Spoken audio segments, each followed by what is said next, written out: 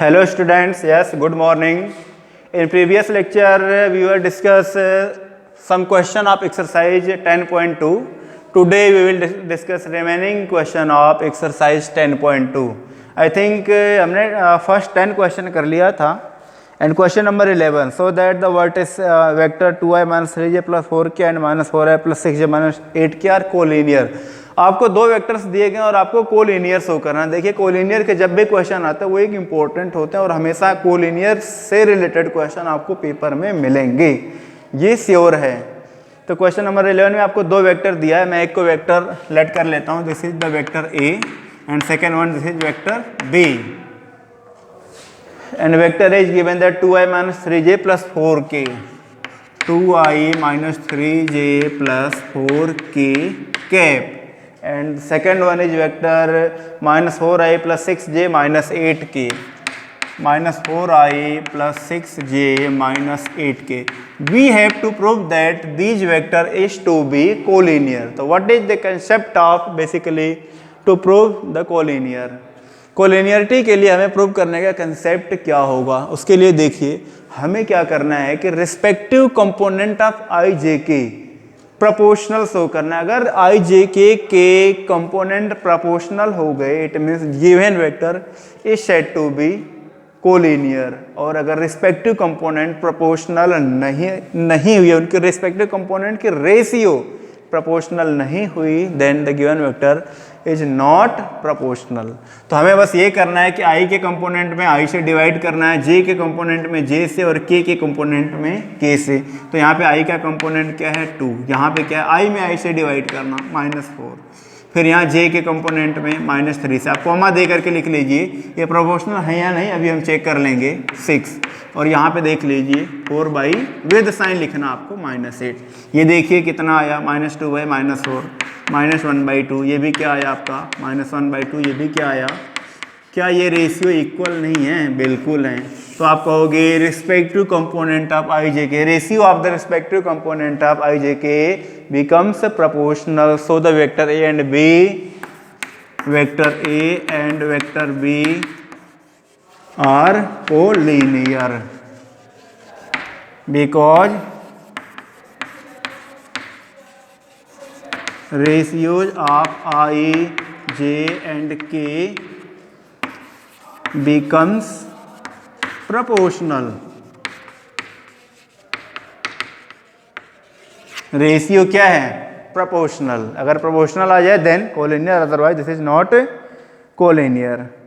In question number 12 we have to find the direction cosine of the vector. आपको एक vector दे रखा है और उसकी हमें डायरेक्शन कोसाइन निकालनी है। तो यू नो वेरी वेल कि डायरेक्शन कोसाइन कैसे निकालते हैं गिवन वेक्टर की। तो अगर हमें एंगल दिया होता है alpha beta gamma, alpha is the angle from x axis, beta is the angle from Y axis and gamma is the angle of vector from Z axis, then the direction cosine is to be cos alpha, cos beta and cos gamma. But अगर अपने को कोई vector दे दिए जाए तब हम उसका angle कैसे निकालेंगे? क्वेश्चन नंबर 12 हमें let this vector is to be a, और शायद आपको दिया है आई प्लस 2j प्लस 3k, ये वेक्टर है आपको, और इसकी हमें निकालनी है डायरेक्शन कोसाइन। तो देखिए डायरेक्शन कोसाइन हम किसी भी वेक्टर के कैसे निकालेंगे। सबसे पहले हमें क्या करना है, इसको यूनिट वेक्टर में कन्वर्ट करना। किस में कन्वर्ट करना है? यूनिट वेक्टर में।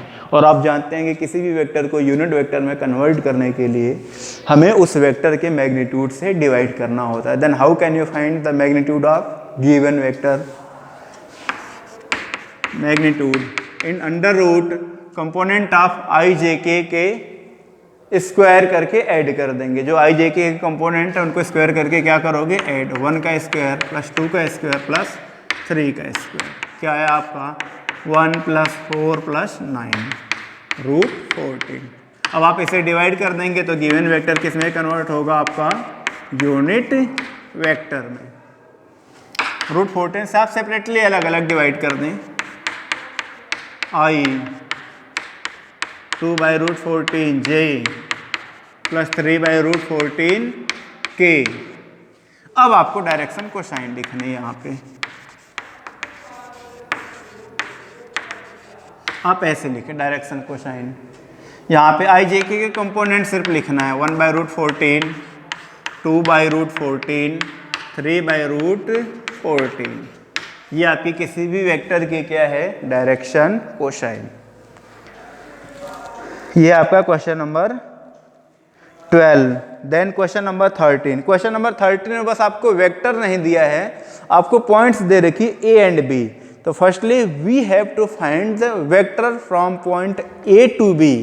इट मीन्स बस इसी में एक स्टेप हमें आगे, जैसे यहाँ पे ये वेक्टर दिया है तो हमें ये वेक्टर इस क्वेश्चन में नहीं दिया, हमें पहले ये वेक्टर बनाना है, उसके बाद आगे का सेम प्रोसेस, डायरेक्शन कोसाइन निकालनी।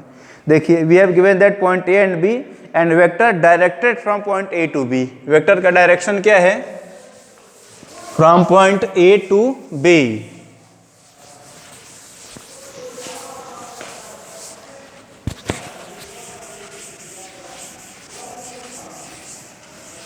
देखिए अगर आपका vector from point A to B है तो ये आप अच्छे तरह से जानते हैं कि आप क्या लिखेंगे, इसको ए बी, और आपको ए एंड बी के कोऑर्डिनेट दे रखे हैं।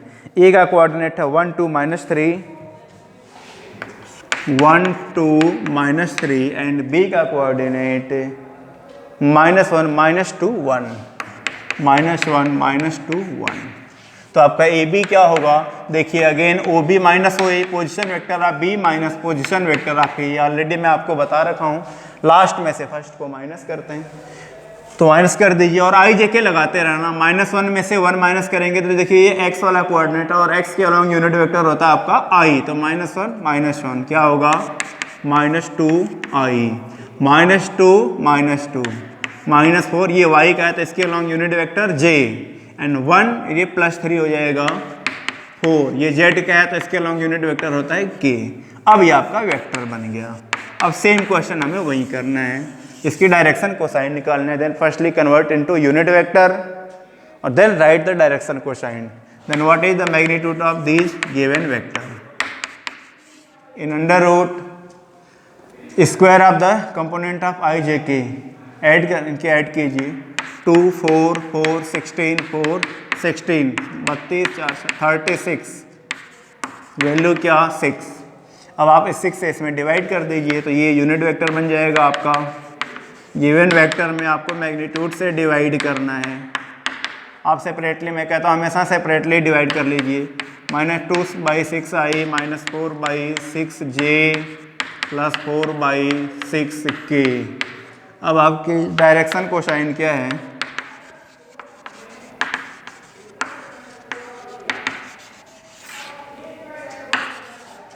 देखिए -2/6 को आप -1/3 लिख सकते हो, इसको भी -1/3 आप लिख सकते हो और इसको आप 1/3। ये आपकी क्या हो गई, डायरेक्शन कोसाइन। ये तो है आपका question number 13। Then question number 14, ये आपका 13। Question number 14, so that I plus j plus k equally inclined to the coordinate axis ox, oy and oz। आपको एक वेक्टर दिया है i plus j plus k और क्वेश्चन आपसे ये क्या है कि this is the vector equally inclined to the ox, oy and oz। देखिए कंसेप्ट पे ध्यान दीजिए, आपको ये वेक्टर दिया है कि ये ox, oy और oz से इक्वली इंक्लाइंड, ये आपसे पूछा है। डायरेक्शन कोसाइन में हम क्या पढ़ते हैं, जो डायरेक्शन एंगल होते हैं वो कौन से एंगल होते हैं किसी भी वेक्टर के। देखिए let this is the vector A, makes an angle alpha from x axis, beta from Y axis, gamma from Z axis. अगर मैं अल्फा बीटा गामा को इक्वल शो कर दूं तो क्या ये शो नहीं हो जाएगा कि ये वेक्टर इन तीनों एक्सिस से इक्वल एंगल बना रहा है। तो हमें अल्फा बीटा गामा शो करने के लिए हमें क्या डायरेक्शन कोसाइन नहीं निकालनी पड़ेगी। डायरेक्शन कोसाइन में कोस alpha cos beta cos gamma नहीं आता। हम जो डायरेक्शन कोसाइन, जैसे यहाँ पे देख लीजिए ये डायरेक्शन कोसाइन है तो ये हमारी वैल्यू किसकी है, कोस अल्फा की, ये किसकी है, कोस बीटा की, ये किसकी है, कोस गामा की। अगर ये तीनों इक्वल होते तो क्या ये नहीं सो जाता कि जो ये वेक्टर है ये इक्वली इंक्लाइंड है X Y and Z axis से। तो हमें यही शो करना है कि जो डायरेक्शन कोसाइन निकालनी है वो इक्वल शो करनी है, क्योंकि डायरेक्शन कोसाइन में जो एंगल होता है वो डायरेक्शन एंगल वो made by the coordinate axis x Y and Z axis. तो फाइनली हमें इसको डायरेक्शन यूनिट वेक्टर में कन्वर्ट करना होगा, then write the direction cosine. तो magnitude of this vector is to be 1 + 1 + 1 क्या √3। आप √3 से डिवाइड कीजिए तो ये यूनिट वेक्टर में हो जाएगा 1/√3i + 1/√3j + 1/√3k। अब इनकी डायरेक्शन कोसाइन लिख दीजिए 1/√3, 1/√3, 1/√3, यही क्या। तो ये वैल्यू आपकी किसकी है, कोस अल्फा की, ये वैल्यू किसकी है, कोस बीटा की, और ये वैल्यू किसकी है। क्या तीनों वैल्यू इक्वल हैं, बिल्कुल हैं। अगर cos alpha, cos beta, cos gamma equal हैं तो can you write alpha equal to beta equal to gamma. It means vector A equally inclined to the coordinate axis x, y and z। This is the answer of question number 14।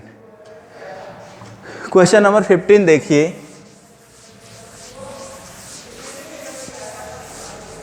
Question number 15 में आपका section formula आ गया जो आप 10th में पढ़े होंगे, और इसमें बेटा दो चीज आती है, एक इंटरनली आता है और एक एक्सटर्नली। मैं पहले वो डायग्राम आपको बना देता हूं कि let this is the line A B, another point C which divides AB in the ratio m:n। किस रेशियो में डिवाइड कर रही है, m और n के रेशियो में। कौन, पॉइंट C AB को। तो पॉइंट C देखिए अंदर से डिवाइड कर रही है, तो ये तो कंसेप्ट हुआ इंटरनली का। किसका, ये इंटरनली का। तो आप फार्मूला याद करते होगे, पहले लेट कर लो। ए का coordinate is to be x1 y1 and b का coordinate is to be x2 y2। तो क्या फार्मूला होता है, जो पॉइंट सी का हमें कोऑर्डिनेट निकालना होता है, तो पॉइंट सी का कोऑर्डिनेट निकालने का फार्मूला क्या होता है। आप m को इस साइड मल्टीप्लाई करते हो, n को इस साइड मल्टीप्लाई करते हो, और नीचे क्या होता है, रेशियो का सम। यही होता है क्या, m को जब मल्टीप्लाई करोगे तो mx2 + nx1, और y वाला कोऑर्डिनेट उसी तरह से लिखोगे, नीचे हमेशा रेशियो का सम। इंटरनली के केस में ये क्या आ जाएगा, my2 + ny1। और एक्सटर्नली के केस में डायग्राम में पहले बना देता हूं। ये आपके पॉइंट ए बी है, जो पॉइंट सी है जो इसको डिवाइड कर रहा है वो बाहर से डिवाइड करता है। बाहर से का मतलब आप इसको ऐसे ऐसे डैश कर लीजिए, और यहाँ पे ये आपकी पॉइंट सी है, इसका कोऑर्डिनेट आपका वही x1 y1, ये आपका x2 y2, और ये m और n की रेशियो, ये आपका m होता है और ये आपका n होगा, क्या, n। अब हमें इसका कोऑर्डिनेट लिखना है, तो हमें इसका कोऑर्डिनेट अलग से निकालने की जरूरत नहीं। जो आपका ऊपर पहला लिखा हुआ है बस इसी में आप क्या कर दीजिए, यहाँ पे जो प्लस है उसके जगह माइनस करना। यहाँ पे प्लस माइनस, यहाँ पे प्लस के जगह, हर जगह जो प्लस है उसके जगह क्या कर दो, माइनस। तो क्या फार्मूला आपका आ जाएगा, mx2 - nx1 upon m - n। सी का then my2 - ny1 upon m - n। ये आपको याद करने की जरूरत नहीं, मैं आपको ट्रिक से बताऊंगा क्वेश्चन को कि आपको कैसे फॉलो करना है। इसमें देखिए पहला क्वेश्चन आपको, अब ये तो मैं बेसिक आपको बताया जो आपने 10th में पढ़ा है, बस इसी को हमारे पास वेक्टर में आ जाएगा। तो बस हम उसको पोजीशन वेक्टर से मिला देंगे, मतलब ओरिजिन से ज्वाइन कर देंगे। सपोज ए का पोजीशन वेक्टर लिखना होगा तो मैं ओ ए कह दूंगा, बी का पोजीशन वेक्टर लिखना होगा तो ओ बी कह दूंगा। ओ ए क्या होगा आपका, यहाँ पे आई जे के लगा देंगे, x1i + y1j। बी का पोजीशन वेक्टर x2i + y2j। ऐसे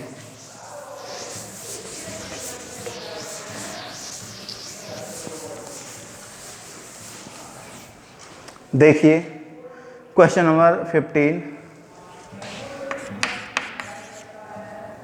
We have given that the position vector of point, find the position vector of point R which divides the line joining two points P and Q which position vector। आपको ये P and Q दिया है, कोई point R है, इसको divide कर रही है 2 और 1 के रेशियो में। तो यहाँ पे पोजीशन वेक्टर की बात हुई है, तो पोजीशन वेक्टर की जब भी बात करो तो आप कहीं नीचे ओरिजिन बना लो और इसको ऐसे ज्वाइन कर दो। तो P का पोजीशन वेक्टर क्या हो गया, OP।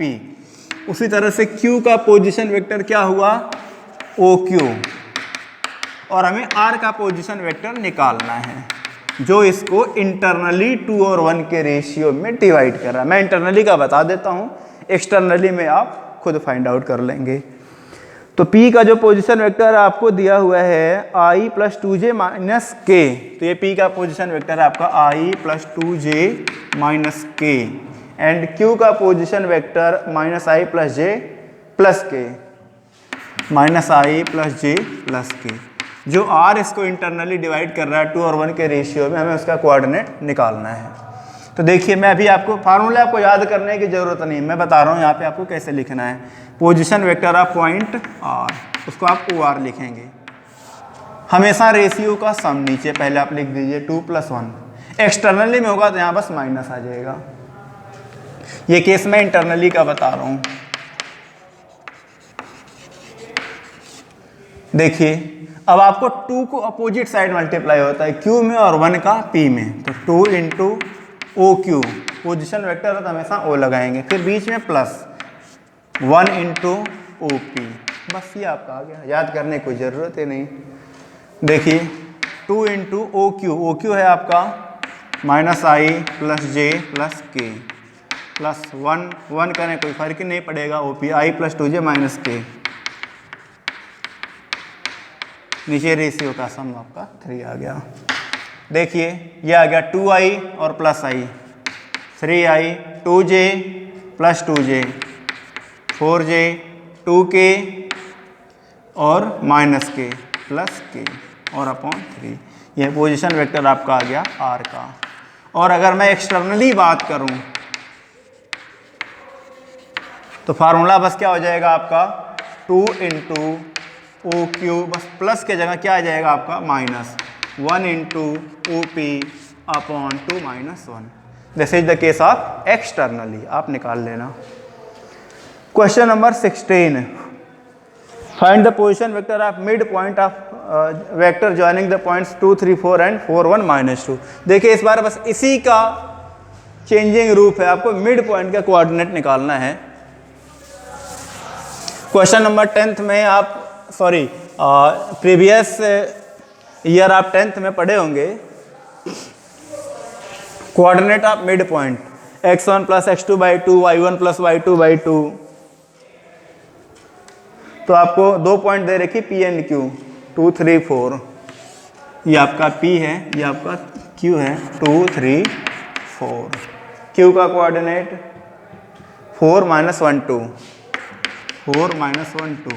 Mid point suppose this is point R, तो हमें R का पोजीशन वेक्टर निकालना है। इसमें कोई डायग्राम वगैरह बनाने की जरूरत नहीं, आप डायरेक्ट लिख दो position vector of point R। क्या होता है डायरेक्ट, बस x में x को ऐड करके 2 से डिवाइड कर दो, y में y को ऐड करके 2 से डिवाइड, z में z को ऐड करके 2 से डिवाइड। देखिए 2 में 4 को ऐड करिए /2, I लगा लीजिए, प्लस 3 में -1 को ऐड कीजिए /2, ये j, 4 में 2 को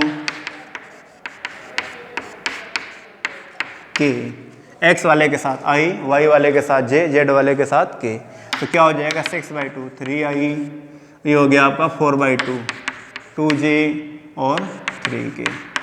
this is the position vector of point R if R is the mid point of line joining from P to Q। Question number 17 देखिए, we have given that 3 points ABC, it is the position vector, and so that this is the vertices of right angle triangle। आपको एक triangle के vertices दे रखें और आपको ये show करना है कि ये वर्टिसेस एक राइट एंगल ट्राइंगल के वर्टिसेस हैं। किसके वर्टिसेस हैं? राइट एंगल ट्राइंगल के। तो देखिए 3I - 4j - 4k, 3I - 4j - 4k, ये आपको A दिया है। B आपको दिया है 2I - j + k, 2I - j + k, और C आपको दिया है 2I - 3j - 5k, I - 3j - 5k। ये आपके राइट एंगल ट्राइंगल के वर्टिसेस हैं, ये हमें शो करना है। आप एक बात ध्यान से सोचिए कि अगर ये वर्टिसेस राइट एंगल ट्राइंगल के हैं, तो how can you show that this is the vertices of right angle triangle, are equilateral, are isosceles. अगर ऐसा कोई भी ट्राइंगल अपने से पूछ ले कि भाई इक्विलैटरल है या आइसोसीरीज है या राइट एंगल ट्राइंगल है, तो हमें उन साइड्स की लेंथ अगर पता चल जाए, और लेंथ में पता चल जाए इफ तीनों लेंथ इज इक्वल, अगर तीनों लेंथ इक्वल आ जाए then the triangle is said to be equilateral, अगर दो लेंथ इक्वल आ जाए then triangle is to be isosceles, और अगर दो साइड्स के स्क्वायर का सम तीसरी साइड आ जाए तो क्या वो ट्राइंगल राइट एंगल ट्राइंगल नहीं होगा। तो अगर हमें इन साइड्स की लेंथ पता चल जाए, ये ध्यान रखना, ये साइड का वेक्टर नहीं दिया है, ये तो अगर मैं रफली कोई ट्राइंगल बना दूं तो ये आपको ये चीज दे रखी है, इसका पोजीशन वेक्टर इसका और इसका दे रखा है, हमें इस साइड की लेंथ नहीं दी गई है। तो अगर मैं इन साइड की लेंथ निकाल लूँ और दो साइड की लेंथ के स्क्वायर का सम तीसरी साइड का स्क्वायर आ जाए तो क्या ये शो हो जाएगा कि ये ट्राइंगल राइट एंगल ट्राइंगल है। इट मीन सबसे पहले हमें साइड निकालना पड़ेगा। क्या निकालना पड़ेगा? साइड। तो साइड निकालने के लिए जैसे मान लो ये ए बी सी दिया है, तो पहली साइड हमारे क्या बनी? A B. क्या बनी? A B. मान लो ये क्या ए बी है, तो ए बी निकालने के लिए हमें क्या करना पड़ेगा? ओ बी माइनस ओ ए। हमेशा लास्ट में से फर्स्ट को माइनस करते हैं। कई बच्चे क्या करते हैं, यहीं पे इनकी लेंथ निकालना शुरू कर देते हैं, जो कि गलत है। ये पोजीशन वेक्टर आपको दिया गया है वर्टिसेस का, हमें पहले साइड निकालना पड़ेगा, फिर उनका मैग्नीट्यूड निकालेंगे, उसके बाद हम देखेंगे कि ट्राइंगल कौन सा है। तो ओ बी आपका होगा A B, O B minus O A. आप O B minus O A निकालिए, 2i minus 3i minus i and minus j minus A plus हो जाएगा एंड प्लस 3j के और प्लस ये प्लस हो जाएगा देन 5k। अब यहीं पे आप इसका मैग्नीट्यूड भी निकाल लीजिए, 1 + 9 + 25 क्या आ गया? 35। ये साइड ए बी का मैग्नीट्यूड आ गया 35, लेंथ उसकी आ गई। उसी तरह से आप साइड बी सी लिख लीजिए। बी सी निकालने के लिए आपको ओ सी माइनस क्या करना पड़ेगा? O B. O C minus O B, इसमें से इसको माइनस कर लीजिए, i minus 2i minus i minus 2j, इसमें से इसको माइनस कीजिए। 1 मिनट, ये प्लस है ना बी वाला, 2i माइनस जे प्लस के जी। देखिए माइनस आई और ये माइनस 6k हो जाएगा आपका। अब इसका मैग्नीट्यूड निकालिए, बी सी का मैग्नीट्यूड क्या हो जाएगा? 1 + 2 + 36 क्या हो गया? √41। उसी तरह से आप ए सी को क्या लिखेंगे? ओ सी माइनस ओ ए। यही क्या आप ओ सी में से ओ ए को माइनस कीजिए, i minus 3i minus 2i minus 3j plus 4j minus j minus 5k plus 4k then minus k। अब इसका मैग्नीट्यूड ले लीजिए। आप कहेंगे हमें मैग्नीट्यूड लेने की क्यों जरूरत पड़ रही? 4 + 1 + 1 √6। देखिए सबसे पहले तो हमें साइड निकालना पड़ेगा, ए बी बी सी ए सी या सी ए, और फिर इसकी मैग्नीट्यूड जब निकालेंगे तभी तो ये इसकी लेंथ को रिप्रेजेंट करेगा। जब लेंथ हम निकाल लेंगे तब तो हम चेक कर पाएंगे कि भाई ट्राइंगल कौन सा है अपना। अब इसमें हमें ये चेक करना है, देखिए ये तीनों साइड अलग अलग है, सीधी सी बात है, ना तो ये इक्विलैटरल है ना तो आइसोस्केल्स है। अब देखना क्या है, राइट एंगल ट्राइंगल है, तो हम ये देखेंगे कि क्या किसी भी दो साइड का स्क्वायर का सम तीसरी साइड का स्क्वायर आ रहा है क्या। तो आप ध्यान से अगर देखें तो ये साइड लेना, ये वाली ए बी वाली, और एक साइड लें ए सी। देखिए ए बी का स्क्वायर क्या आएगा आपका? 35, क्योंकि रूट में 35 है, स्क्वायर करेंगे 35 आ जाएगा, प्लस ए सी का स्क्वायर, ए सी की वैल्यू है आपके √6, स्क्वायर करेंगे 6 आ जाएगा, इनको ऐड कीजिए, ये 41 आया। क्या 41 बी सी का स्क्वायर नहीं है? बिल्कुल है। 41 अगर बी सी का स्क्वायर है तो क्या मैं यहाँ पे लिख सकता हूँ ये बी सी का स्क्वायर। तो ये रिजल्ट प्रूफ हो गया कि दो साइड के स्क्वायर का सम तीसरी साइड का स्क्वायर आ रहा है। तो क्या ये राइट एंगल ट्राइंगल के वर्टिसेस होंगे? बिल्कुल होंगे। अब आप अगर करेक्ट डायग्राम बनाना चाहें तो कैसे बनाएंगे, देखिए इन दोनों में बस आप ये देखिए कि दोनों साइड में कॉमन कौन सी पॉइंट है, ए है या सी है, बी या सी। तो आप देखेंगे ए है, तो ये ए ही आपका राइट एंगल होगा, ये आपका ए हो गया, एक जगह बी लिख दीजिए और एक जगह सी, ये आपका करेक्ट डायग्राम होगा। ये तो आपका रहा क्वेश्चन नंबर 17। क्वेश्चन नंबर 19 पहले देख लीजिए, फिर मैं क्वेश्चन नंबर 18 की बात करूंगा।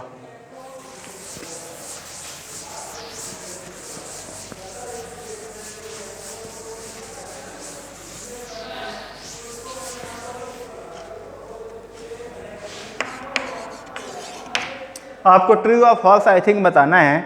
इसमें लिखा है कि A and B are two collinears vector, then the which of the followings are incorrect. Collinear condition कह रही है और कौन सी स्टेटमेंट इनकरेक्ट है। यहाँ पे पहला लिखा है B is equal to lambda A. देखिए अगर ए और बी कोलिनियर है तो लैम्डा सिर्फ मैग्नीट्यूड को चेंज कर पाएगा, यहाँ बी और ए का डायरेक्शन सेम है, या अगर लैम्डा की वैल्यू नेगेटिव में आई तो बी और ए का डायरेक्शन अपोजिट होगा। दोनों के केस में क्या है कि जो वेक्टर होते हैं वो कोलिनियर। तो ये पहला तो सही है, क्योंकि या आप ऐसे भी कह सकते हो कि two collinears vector can be represented in terms of an other vector. अगर ए और बी कोलिनियर वेक्टर हैं तो आप A equal to lambda B या B equal to lambda A लिख सकते हैं, तो ये सही है आपका।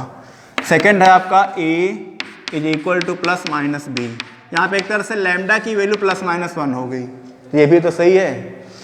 प्लस रखेंगे तो A equal to be, a और बी इक्वल हैं, इक्वल वेक्टर क्या होते हैं, कोलिनियर होते हैं। अगर माइनस रखेंगे तो A equal to minus B, negative vector और नेगेटिव वेक्टर भी क्या होते हैं, कोलिनियर होते हैं, तो ये भी क्या है, सही। Respective component of A and B are not proportional. अभी हमने एक क्वेश्चन किया था डायरेक्शन, ये क्वेश्चन नंबर 11 कोलिनियर के केस में, तो हमने ये देखा था कि respective component of I J K are proportional, और इसमें क्या क्या है, नॉट प्रोपोर्शनल। तो ये क्या हो गया आपका गलत। गलत कौन सा हो गया, सी। और डी देख लीजिए, गलत इसमें सी है। डी क्या है, both the vector A and B have same direction. A और बी की सेम डायरेक्शन है तो ऑब्वियसली वो कोलिनियर होंगे, बट डिफरेंट मैग्नीट्यूड। मैग्नीट्यूड का इसमें कोई रोल ही नहीं होता, तो ये तो आपका सही है। अब क्वेश्चन नंबर 8 देख लीजिए। इट मीन्स क्वेश्चन नंबर 19 में गलत कौन सा है, सी। क्वेश्चन नंबर 18 देखिए।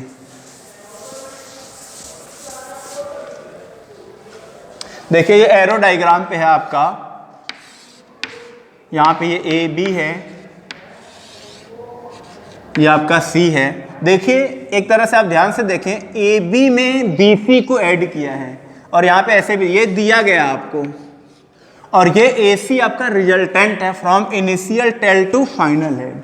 अब हम इसको लिखेंगे, ध्यान से देखना, क्या आप ए बी, देखिए ए बी में किसको ऐड किया है, बी सी को किया है। क्या ये इस रिजल्टेंट ए सी के इक्वल है, बिल्कुल है, क्योंकि ये initial tail to final head है।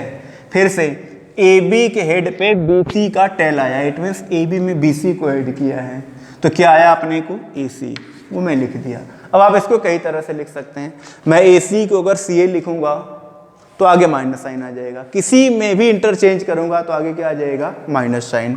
देखिए A B plus B C is equal to क्या, इसको अगर मैं इंटरचेंज करूं तो यहाँ माइनस साइन आ जाएगा, बिल्कुल। देखिए ये सही है, जो जो मैं लिख रहा हूँ ये सब सही है। माइनस सी ए को मैं इस साइड ले आऊंगा तो प्लस सी ए हो जाएगा। A B plus B C इस साइड ले आओ, plus C A equal to 0। मैं ये भी लिख रहा हूँ, अगर मैं इसको चेंज करूँ तो क्या आगे माइनस साइन आ जाएगा, बिल्कुल। तो ये सब यहाँ पे जो भी लिखा हुआ है सही। तो आप देख लीजिए कि आपके क्वेश्चन में कौन सा मैच नहीं कर रहा है 18 में, तो वो गलत हो जाएगा। A B plus B C plus C A B plus B C plus A, देखिए सही है थर्ड वाला। सेकेंड है A B plus B C minus A C, A B plus B C minus A C. अगर यहाँ पे सी ए है तो मैं इसको ए सी लिखूंगा तो यहाँ पे माइनस आ जाएगा, इट मीन्स सेकेंड भी सही है। थर्ड देखिए A B plus B C और माइनस सी ए लिखा है, तो माइनस देखिए यहाँ पे A B plus B C और यहाँ पे माइनस सी ए, तो यहाँ पे तो हमने सही लिखा है, बट वो कह रहे हैं यहाँ पे माइनस होना चाहिए। इसका मतलब गलत कौन सा हो गया, सी। गलत कौन सा है, सी। डी वाला देखिए A B minus C B plus C A, देखिए ये वाला लिखा है तो ये तो सही है, तो गलत कौन सा हो गया, सी। चलिए आज के लिए इतना ही, थैंक यू। कल हम स्टार्ट करेंगे नेक्स्ट एक्सरसाइज 10.3। Thank you.